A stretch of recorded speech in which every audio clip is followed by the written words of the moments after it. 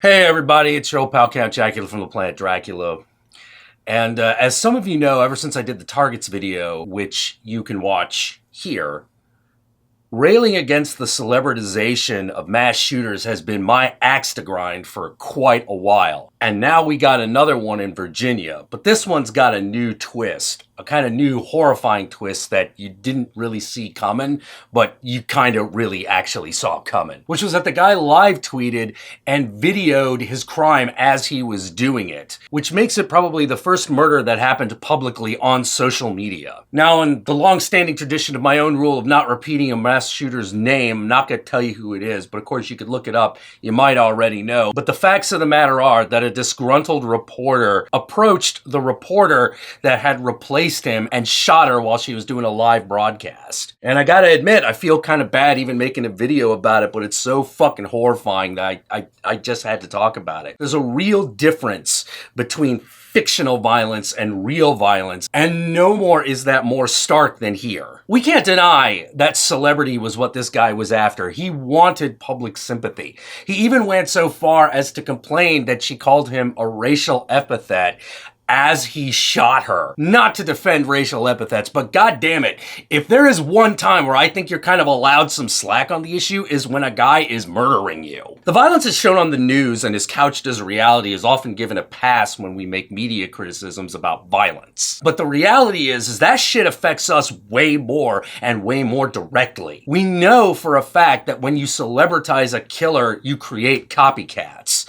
And if you think that people aren't going to copy this shit, absolutely, they're fucking going to. In fact, we can almost see this as an evolution of the shooting that happened last year in Santa Barbara, which I also talk about in the Targets video. You could just watch that. So you're going to see a lot of people, especially other reporters and bloggers, complaining about the violence that's happening in movies right now. You know, we got like some really like ultra-violent movies that are happening, and they're going to connect those movies to this shooting, despite the fact that we have a much more direct connection to this shooting and the celebrity of social media. Because what we've accidentally done in social media is created a platform for everybody, and that even includes the worst of us. But because we all use social media, I don't think there's going to be any railing against it. We're not going to say that, oh, well, it causes violence. They're only going to say that about fictional representations in movie and video games, which is, of course, what pisses me off. Max Landis, the writer of Chronicle and the son of John Landis, tweeted a while back that he's waiting for the moment that a murder is live tweeted, and that moment happened today, and he said it made him feel sick.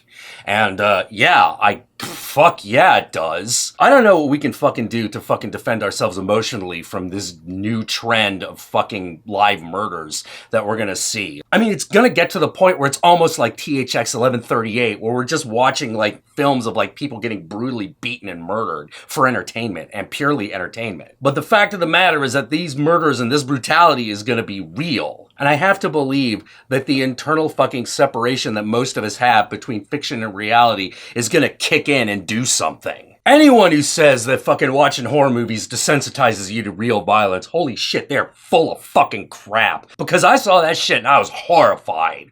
Just straight up horrified. Like, oh my god. Unfortunately, I think most of us, especially horror fans, have that kind of internal monitoring system. We really, really are aware of the difference between violence that's fictional and violence that's real. But I think one of the most important things to remember in all of this is that we cannot have any sympathy for this man. No matter what your racial or political sympathies are, you can have no sympathy for this killer. These people fucking count on that shit sometime. Why else do you think the Santa Barbara guy went on a rail against women? He's trying to get the sympathy of every guy who has ever been rejected by women. And now you want to use the fact that people are racist as justification for your cold-blooded, calculated murder? Fuck you! I don't accept it when the KKK does that, and I'm certainly not going to take it from you. Trying to become a celebrity was the point. Never fucking forget that. That's a fucking dark side of everything that we do on social media. Anyway, I know this video is a little rushed, and it's not what I normally do, but I wanted to beat people to the punch before the blaming of fictional violence in media starts. Oh, and trust me, it will. But we gotta remember at the end of the day that that's all bullshit in the face of what we just saw. What we saw was real, and real shit affects us in a way that fiction just kind of doesn't. So don't let people tell you